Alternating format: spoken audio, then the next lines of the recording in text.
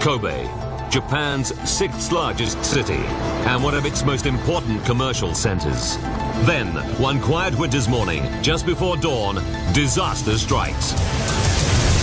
Suddenly, without warning, a colossal earthquake rips through the city. It topples roadways and knocks over tower blocks. In 20 seconds, Kobe is left in ruins. Over 5,500 people die. Now, using advanced computer simulations, we reveal exactly why so many died in what was meant to be the most earthquake-proof country on Earth. Behind every disaster lies a chain of critical events that decide who lives and who dies. Unravel the clues and count down those final seconds from disaster.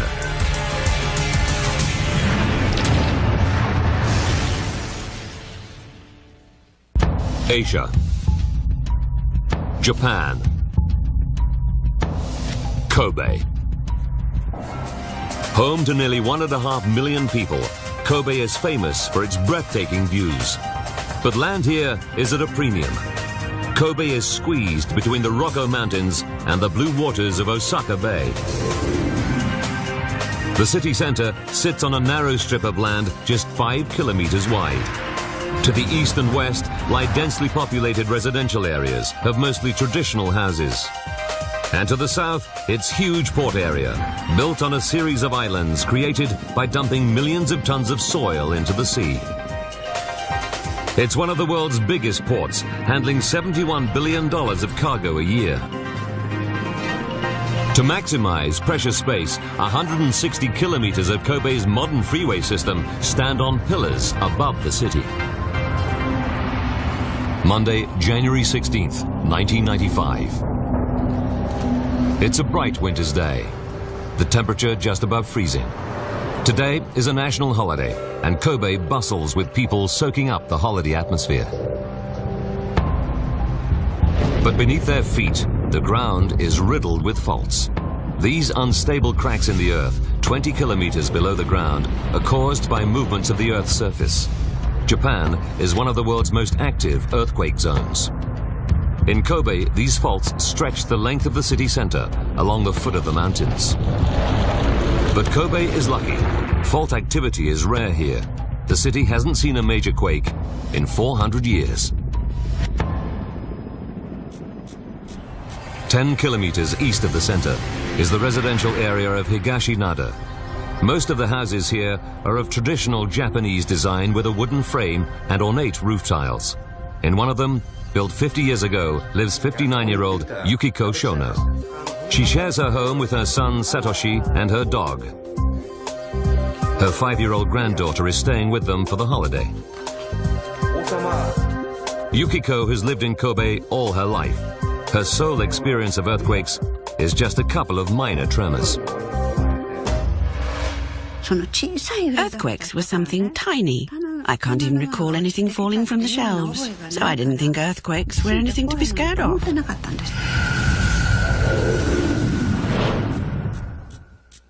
30 kilometers east of Kobe is the Osaka Earthquake Observatory. Here, scientists monitor part of a network of thousands of seismic sensors spread all over Japan. Tonight, Toshio Arimoto is on duty with a colleague. In 21 years, he's monitored several major earthquakes across the country. But today doesn't feel like a proper workday.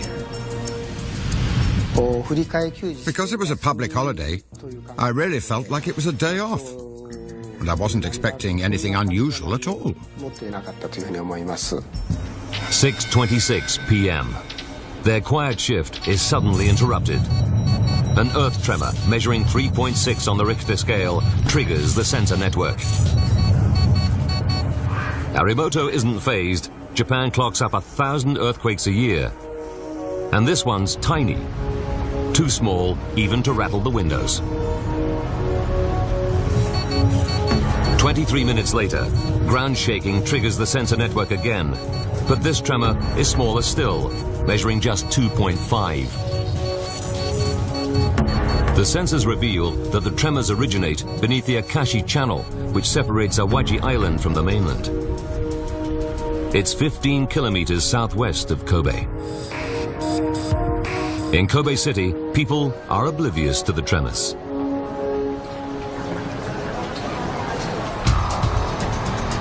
Shinchu, 400 kilometers northeast of Kobe. Tour bus driver Yoshio Fukumoto leaves town, heading south. He's been driving buses for 30 years. I like driving, and in those days it was cool to be a tourist bus driver, so I really enjoyed it.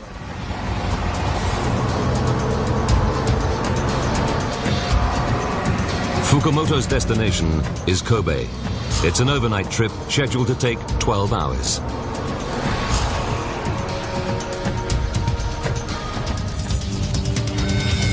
(6:55). A third tremor, this one a 1.5. The scientists are surprised to see 3 tremors in a matter of minutes, but Arimoto is still not alarmed.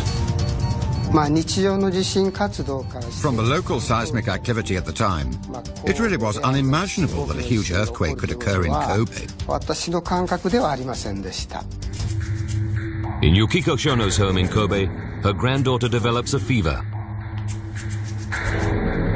Yukiko rings her daughter, who agrees that the little girl should go home. Yukiko will not have her granddaughter staying with her tonight. 11:49 p.m. After nearly 5 hours of silence, a 4th tremor shakes the Akashi Channel. On average, there are 5 tremors exceeding magnitude 1.5 in a year. There have now been 4 in just under 5.5 hours. 29-year-old Satoshi Shono keeps his mother Yukiko up past her bedtime. He's keen to show her his latest gadget, a laptop computer. We stayed up chatting for quite a while that evening. Then it turned midnight and he said, "You should go to bed, Mum. I'll have to stay up until about 2. Good night." Tuesday, January 17th, 5:45 a.m. Tour bus driver Yoshio Fukumoto is just 15 kilometers from the center of Kobe. Just 3 passengers remain on board. He's on the Hanshin Expressway, a 40-kilometer-long 4-lane elevated freeway that runs right through Kobe. It's designed to be earthquake-proof, but like the rest of the city, it's never been put to the test. Fukumoto soon expects to be heading back to his family in nearby Kyoto.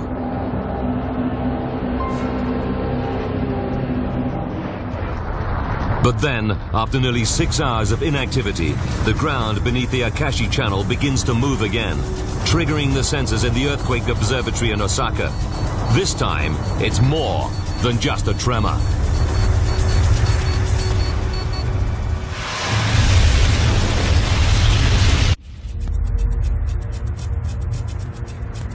January 17th, 1995, 5:46 a.m. At the fire station on Port Island in the Japanese city of Kobe, firefighter Makoto Fuji works the early shift. He's been on duty at the station for over 20 hours. 5:46 and 58 seconds. Fukumoto's routine journey takes an unexpected turn. Everything begins to shake violently.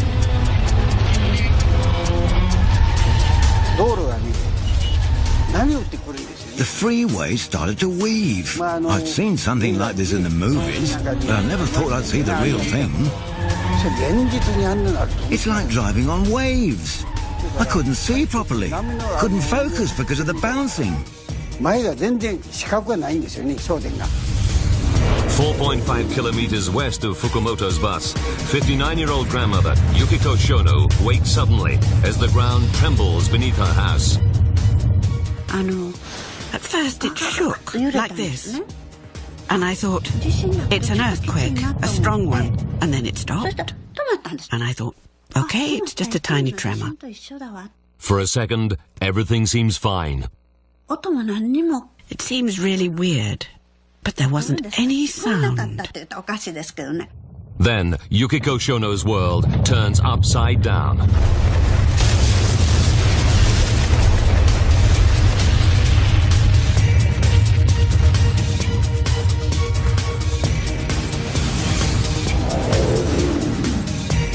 Port Island fire station, the earth begins to shake.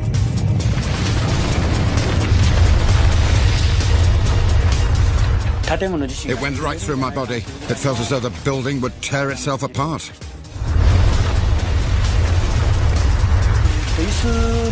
Chairs and things on the desk crashed to the floor. Kobe is in the grip of a massive earthquake. A security camera at the regional office of TV channel NHK captures the violent shaking. It wakes a technician asleep on a camp bed. 18 kilometers away, on the swaying freeway, Fukumoto's bus could go right through the barriers and over the edge. He slams on the brakes. But just when the danger seems past, the road begins to move again. I pulled on the handbrake, and at that moment, the road in front of me just fell away.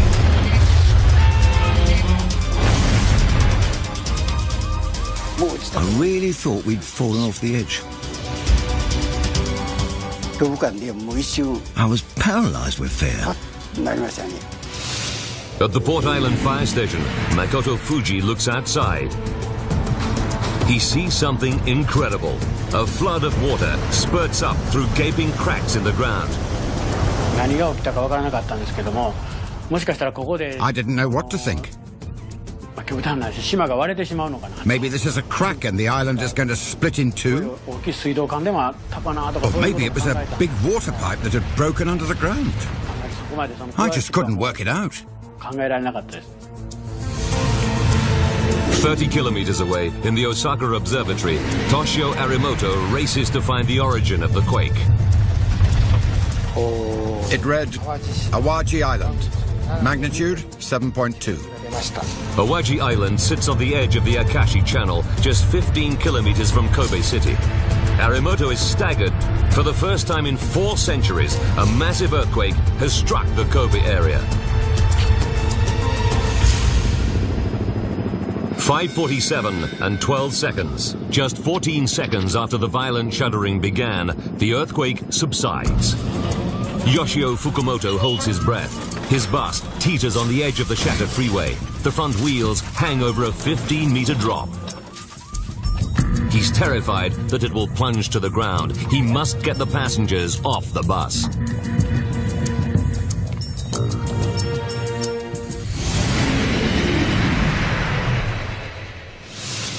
Yukiko Shono, trapped in the rubble of her home, gradually regains consciousness.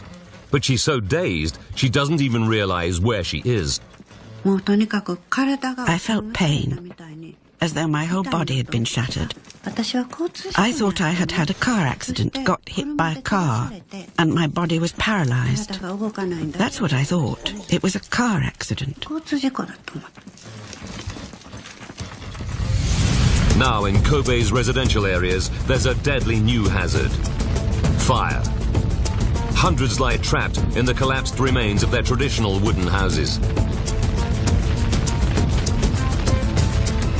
Dawn light reveals the vast scale of the disaster. The quake knocked tower blocks to the ground, toppled road bridges, and flattened entire neighborhoods of traditional Japanese houses. Thousands of people lie dead and dying in the city's shattered remains. Under her crushed house, Yukiko Shono lies trapped and badly injured. The temperature is just above freezing. If rescuers don't come soon, the alternatives are grim: freeze to death or be burnt alive.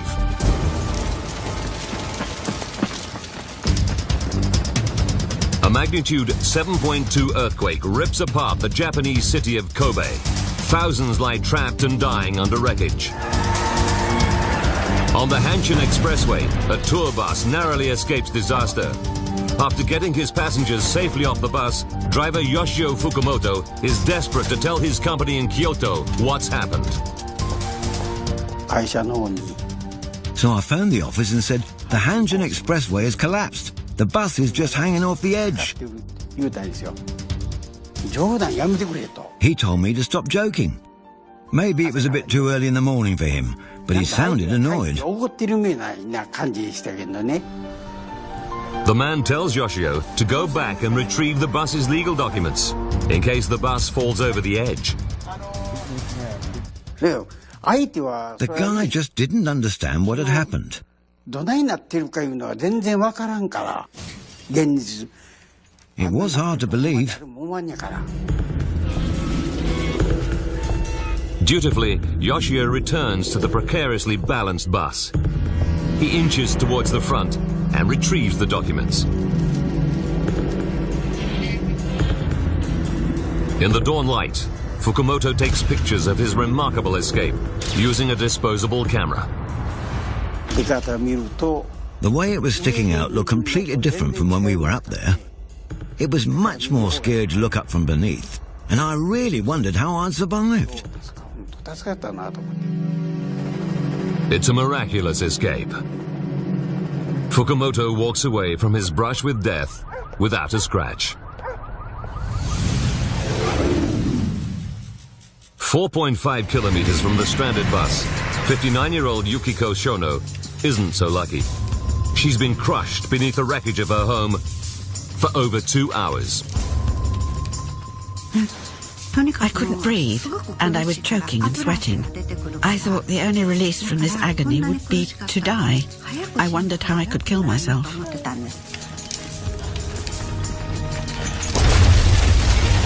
Kobe's emergency services struggle to cope with the scale of the disaster.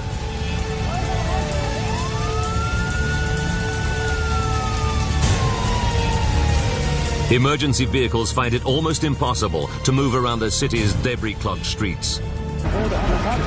8:30 a.m. Yukiko's daughter, Kumiko, arrives in her mother's traditional neighborhood with her husband. Her own more modern home survived the quake. She and her little daughter escaped unhurt. But she's horrified to find that where her mother's house stood is just a shattered pile of timber and roof tiles. She realizes her mother and brother must lie beneath the tons of debris. At that point, I thought they were probably dead, because I couldn't believe a person could survive under that rubble. Ruptured gas mains fuel fires raging across the city.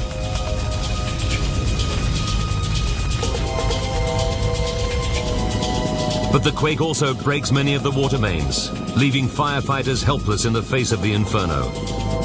They pump water straight from the sea, but it's a frustratingly slow process.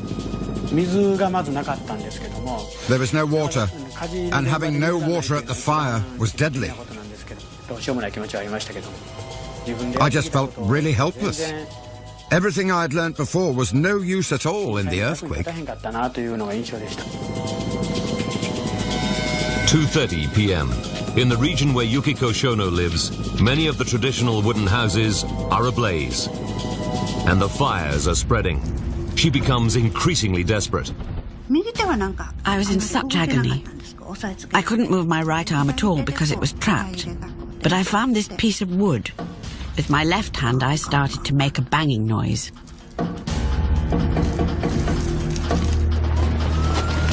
Outside, Yukiko's daughter hears something. It's not her mother, but her mother's dog. Kumiko is certain the dog is trying to tell her something.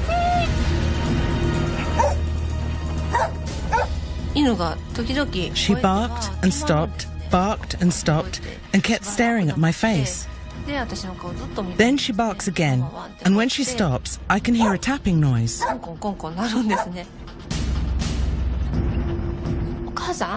So I called out, "Mother, Mother!" And we heard a tapping response, and we realized she was still alive. Kumiko finds some construction workers. They help her dig towards the sounds of the tapping.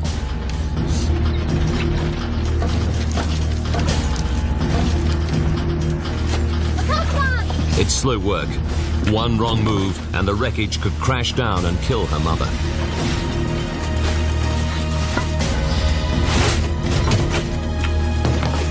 Two hours later, they finally reached Yukiko. She's been buried for 10 hours. Her right leg is paralyzed. Her hip is broken. But she is alive.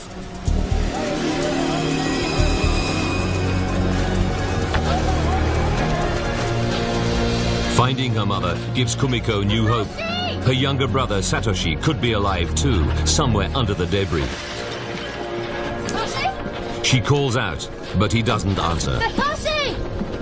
They start to dig again. 5 hours later, they find him, but it's too late.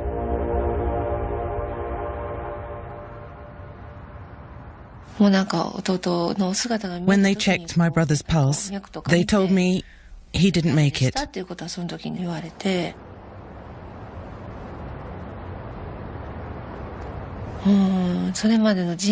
was the most shocking thing that's ever happened to me. That evening, Kumiko has to break it to her mother that her beloved son is dead. He was just 29 years old. So my daughter told me that Satoshi didn't make it, and I couldn't speak. I just said, I see. I cried underneath my quilt after she left, making sure that my tears couldn't be seen from the outside. Yukiko Shono's son is just one of 5,502 people killed. More than 235,000 people are homeless. More than 100,000 buildings destroyed. The quake wrecks electricity and water systems. The damage tops $150 billion. It's the world's most costly disaster. It overwhelmed the city's emergency services, and help from the national government took almost 2 days to arrive. Japan prides itself on its ability to build earthquake-proof buildings. So why does their city lie in ruins? And why didn't scientists predict a major quake? The population of Kobe wants answers. 24 separate teams of experts embark on a wide-ranging investigation of the disaster. Seismologists will explore the quake itself, while engineering experts probe the failure of buildings and structures. Now, by rewinding the disaster and by going deep into the investigation, we reveal what really happened at Kobe, how so many people died, and why the quake left the city looking like a war zone. Advanced computer simulation will take us where no camera can go, into the heart of the Kobe disaster.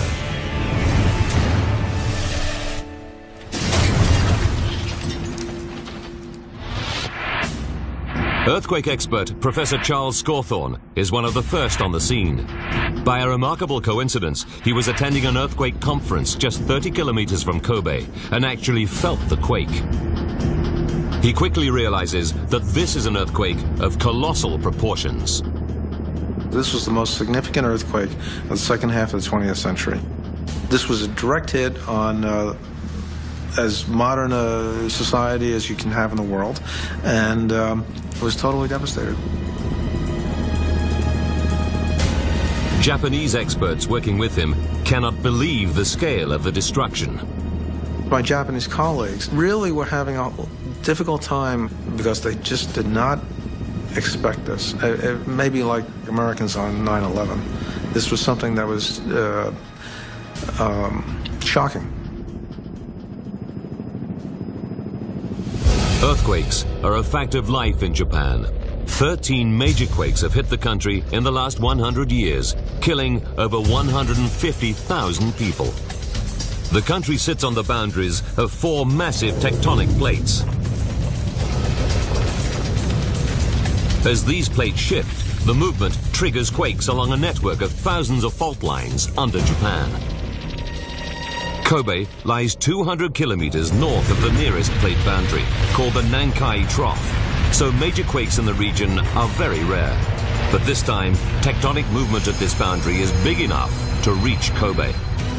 Seismic equipment reveals that the quake is magnitude 7.2, powerful enough to be picked up by sensors on the other side of the planet. The quake scores a direct hit on Kobe City, but scientists are puzzled to find that its original epicenter is 15 kilometers away. It doesn't seem to make any sense. This should put Kobe outside the zone of severe damage. So what did cause the destruction in Kobe City? January 17th, 1995. A magnitude 7.2 earthquake devastates the Japanese city of Kobe. The quake's epicenter is under Awaji Island in a fault well known to seismologists. But a quake here should only cause serious damage in Awaji. It cannot explain the scale of the devastation 15 kilometers away in Kobe. This could only be caused by a fault rupturing directly under the city. Experts analyze hundreds of sensor readings from the Kobe quake and discover a shocking fact. There's a subterranean fault line beneath the Akashi Channel that scientists were completely unaware of. Previous surveys didn't pick it up. It's not large, but it links the Awaji fault to a fault directly under Kobe.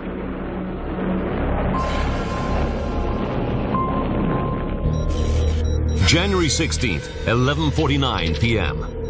The series of small quakes that Toshio Arimoto sees in the Osaka Earthquake Observatory are not just harmless tremors. It's the ground on either side of the fault line beginning to shift, 15 kilometers beneath the surface of Awaji Island. 5:46 a.m. and 52 seconds. Scientists are now certain that the violence of the Awaji earthquake triggers a chain reaction through the undiscovered fault. The quake now races along this fault towards Kobe at 9,000 kilometers per hour. 6 seconds later, the fault under the city ruptures. It's a direct hit. The earthquake goes off with the energy of a 65-kiloton nuclear bomb. Even if Arimoto had known about the undiscovered fault line, the initial tremors don't necessarily indicate that a quake is imminent. I suppose if you look at it afterwards, you could see it as a foreshock.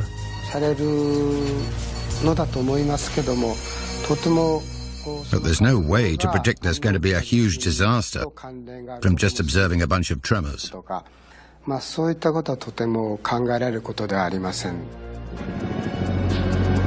Even today, it remains impossible to predict an earthquake. It's clear how the quake scores a direct hit on Kobe.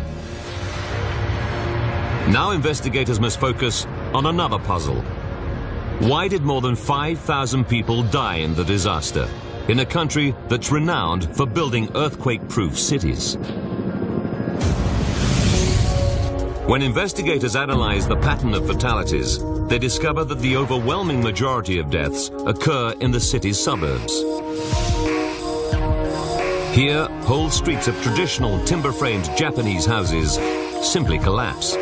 4,900 of the quake's victims die in this type of house. The investigators' first priority is to find out why. They examine the design. They find that these types of houses are simply constructed using a series of timber supports.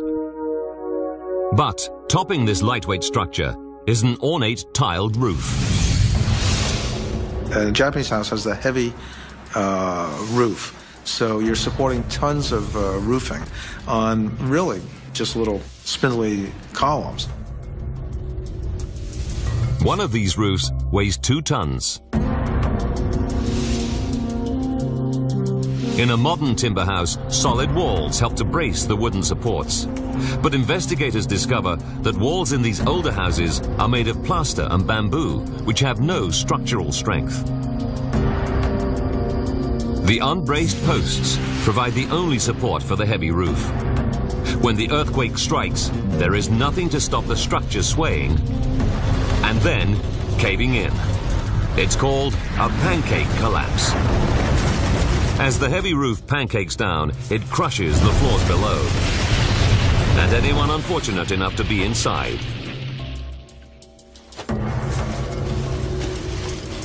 It causes nearly 9 out of 10 of the deaths in Kobe. What killed everyone in Kobe, almost everyone, was the Japanese house. And the Japanese house is a killer. But if the structure is so weak, why top them with such heavy roofs? the investigators discover an appalling irony. The heavy roofs are built to resist a natural disaster. Not earthquakes, but typhoons. On average, Kobe is hit by more than 2 of these destructive tropical storms every year.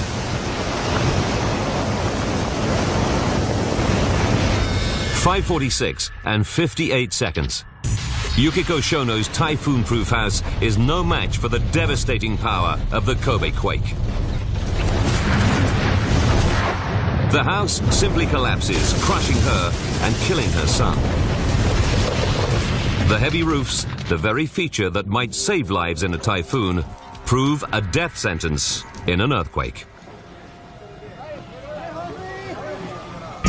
While the death toll is highest in the traditionally built suburbs, investigators find ample evidence of severe structural damage elsewhere in Kobe City. And investigators are puzzled why so many of Kobe's modern structures also collapse. These should be constructed to building codes specifically designed to withstand a major earthquake.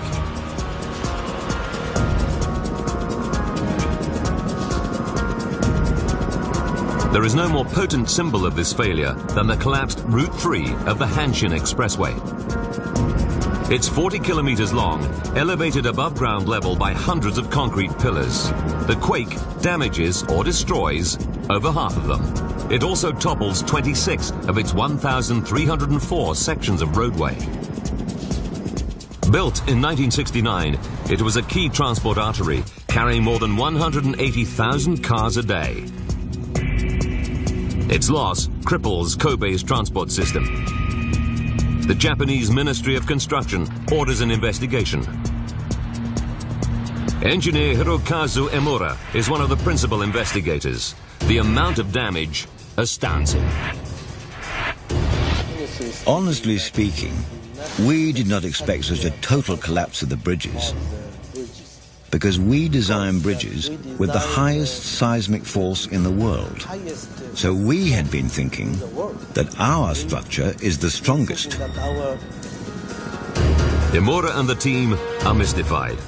The Hanshin was designed to withstand a magnitude 8.1 earthquake, 22 times as powerful as the magnitude 7.2 quake that decimates it. The public clamors for answers. Were corners cut during the Hanshin's construction? The first criticism we heard from the citizens is there could have been mistakes made in the construction. Emura knows that Japanese civil engineering is under the microscope. We wanted to show citizens that we did not make any mistakes in the construction. The team begins a forensic examination. One of the key failures is in the eastern suburbs, where Yoshio Fukumoto's bus had a lucky escape. A whole section of roadway has simply fallen off its pillar. It leaves the bus teetering on the very edge of a 15-meter drop. Investigators know this should not be possible. Each 52-meter-long section is securely bolted to the pillars by cast-iron fixings 190 millimeters thick. But when they check the fixings, they discover that the earthquake's violence has sheared them apart. It leaves the slabs of road resting loosely on top of the pillars. But the team still can't understand why the sections of road fall. A single 965-ton slab, like the one beneath Fukumoto's bus, would have to slide 120 centimeters to drop off its pillar. They're convinced that the earthquake alone could not cause such extreme movement.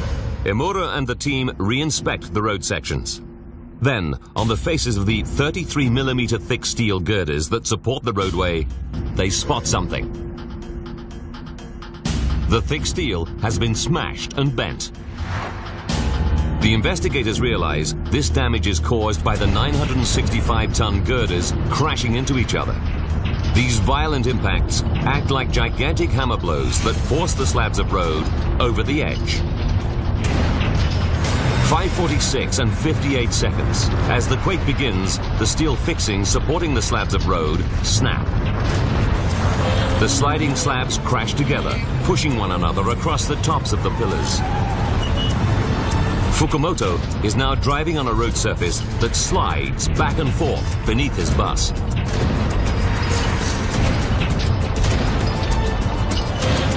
Fukumoto screeches to a halt. His front wheels rest on a road section teetering on the edge of its pillar. Then it slips the last few centimeters and crashes over the edge. If Fukumoto had stopped a few meters further on, his bus would have plummeted 15 meters. Chances of survival would have been slim. The way it was sticking out, I really wondered how we survived.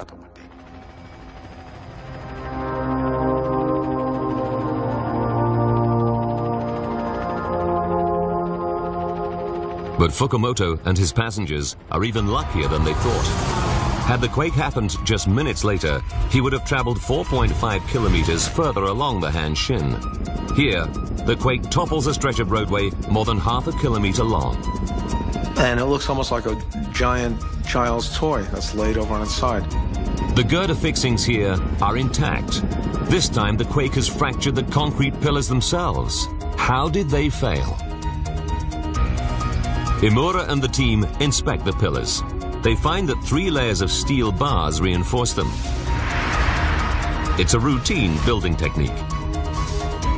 The 2 outer layers run all the way from top to bottom, but the inner layer stops 1.5 meters above ground level.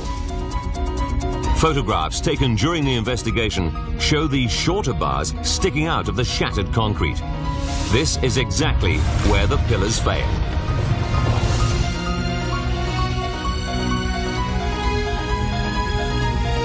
As the ground shakes, the roadway begins to sway.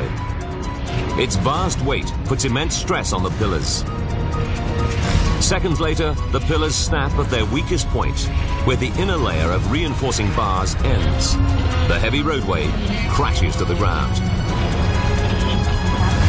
Investigators work out that if the inner reinforcing bars had not been made short like this, the Hanshin might have survived the quake.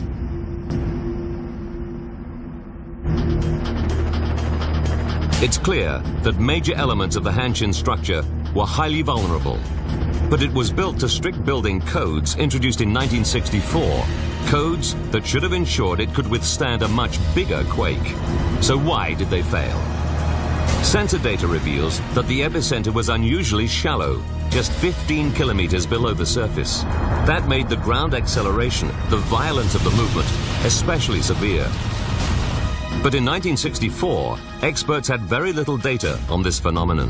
Investigators discover that the ground acceleration in the Kobe quake was more than twice as violent as the 1964 building codes allowed for.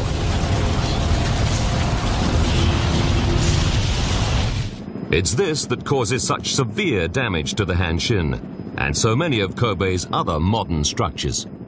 Now we knew from the results that the design method at the time was not correct. The Japanese government updated the codes 3 times after the Hanshin was built, but the new rules only applied to new structures, not existing ones.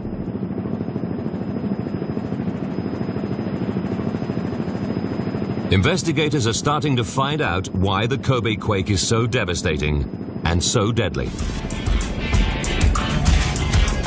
How traditional Japanese houses are a death sentence for thousands. Why so many modern structures are annihilated. And how the quake scores a direct hit on the city, leaving its citizens seconds from disaster.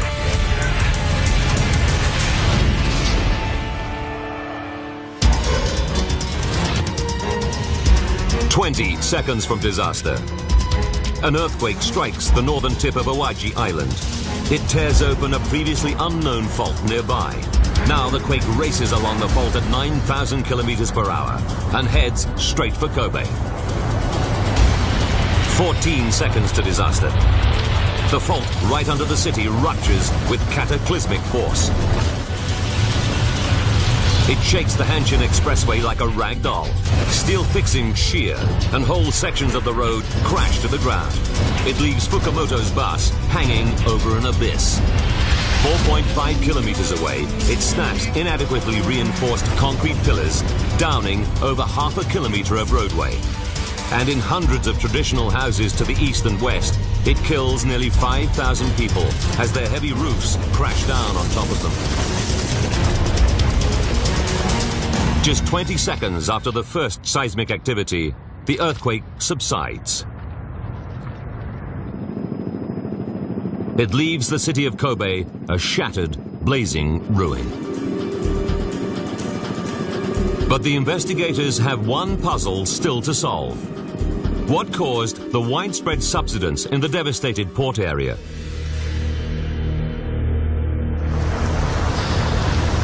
Could the mysterious eruptions of muddy water reported by witnesses be a crucial clue?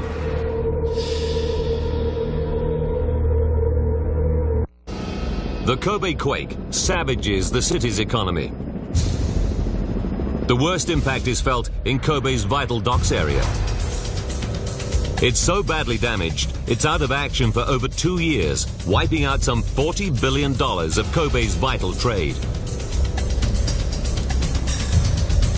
Investigators find that the damage here looks different from the rest of the city. In places, the ground has dramatically subsided,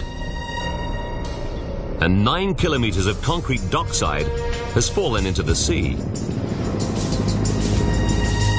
Investigators learn that eyewitnesses like firefighter Makoto Fuji report a flood of water during the quake, not from the sea, but erupting out of the ground. It was about 1 meter high and maybe 10 meters wide. At first, when I saw the wall of water bursting through the ground, I didn't know what to think. It's a crucial clue. Investigators suspect that Fuji witnessed an unusual phenomenon that can be caused by major quakes. Niigata, in north-central Japan, 1964. This original film shows a slurry of muddy water erupting out of the ground during a quake. It was the first time this phenomenon had been captured on film.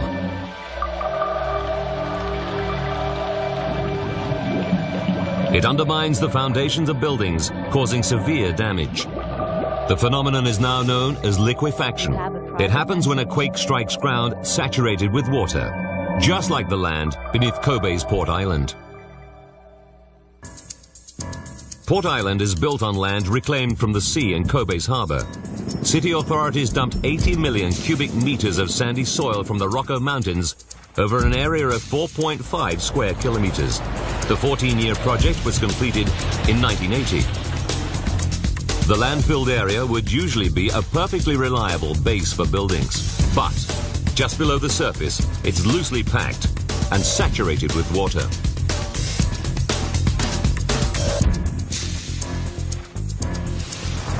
"5:46 a.m. and 58 seconds. When the earthquake strikes, the shockwaves shake Port Island's loose, sandy soil.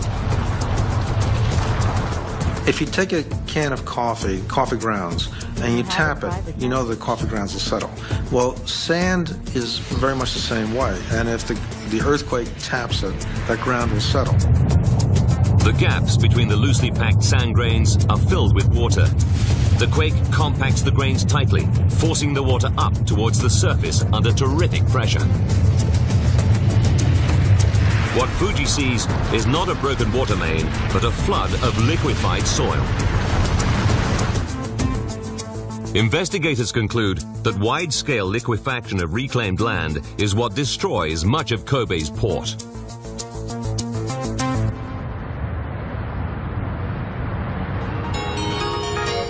In the wake of the disaster, city authorities rebuild Kobe using the latest earthquake-proofing technology. They spend $6.8 billion on the port alone, rebuilding the dock walls with much deeper foundations to resist any future quake. Modern houses with solid walls and light roofs replace the flattened neighborhoods of traditional homes. And the elevated expressways get a $3 billion upgrade, with more reinforcing bars and steel sheathing on the columns. Yoshio Fukumoto still drives buses. His lucky escape made him Japan's most famous bus driver. But news of earthquakes still sends chills down his spine.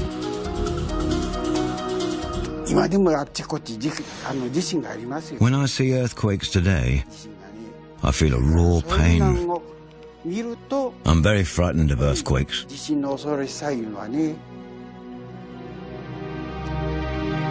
Yukiko Shono still lives in Kobe, on the site of the house where her son Satoshi died.